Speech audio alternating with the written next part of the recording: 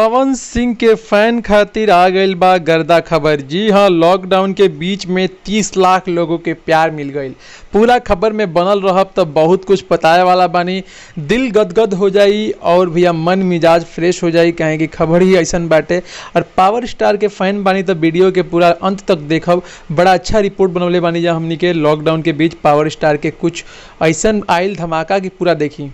पलक झपकते भोजपुरी के सारा खबर पहुंच जाई रउआ तक।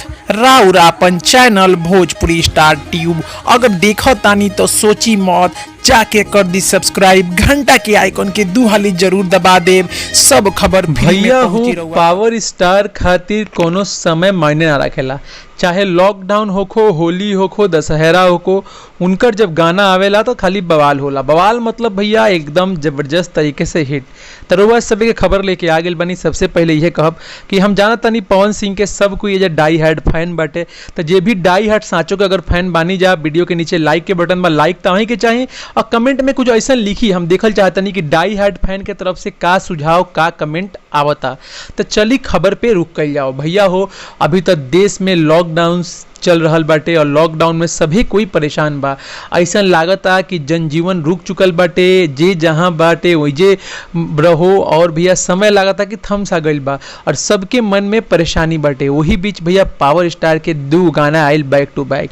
एगो गाना तो भैया उतना ना चलल लेकिन हाँ सुपर हिट रहे। लेकिन भैया ओकरा बाद में भैया एगो गाना आयल कि कमर बथे मीठा मीठा बथे कमरिया। ई गाना भाई एक दिन पहले आई रहे पवन सिंह के। आवते आवते भैया गाना इतना बढ़िया रहे, गाना के अच्छा रिस्पांस मिलल। और हम जाना तानी भैया हमनी के पावर स्टार के जे भी फैन बाटे गाना के सुपर हिट बना दिलस।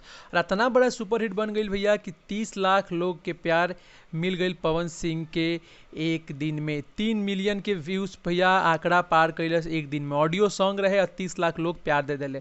और भैया लॉकडाउन के बीच में सबसे बड़ा रिकॉर्ड बन के सामने आयल। काहे कि भैया पावर स्टार के हर गाने भैया अपना आप में रिकॉर्ड रहेला। लेकिन भैया 30 लाख लोग के प्यार लॉकडाउन में, सोची लॉकडाउन में भैया सब कोई लॉक बटे और सबके भैया परेशानी बा। लेकिन पावर स्टार के जब गाना आवेला तो भैया सब परेशानी सब कोई भुला जाला। तो भैया हो रउआ सब अगर गाना नहीं की सुन ले जा तो हम ये नहीं हो रहा करब, जाके सुनी वर्ल्ड वाइड भोजपुरी के सबसे बड़ा चैनल पे आइल बाटे। रउआ सब ढेर सारा प्यार आशीर्वाद दुलार जरूर दी। और भैया उम्मीद करतानी ई खबर रउआ सब के काफ़ी ठंडक पहुँचौले हुई मन में। पवन सिंह के फैन बानी तो एकरा से बड़ा कोनो खबर ना हो सकेला। तो यही खातिर भैया वीडियो के लाइक कर दी, कमेंट कर दी। भोजपुरी स्टार ट्यूब से अविनाश का रिपोर्टिंग, दिल्ली।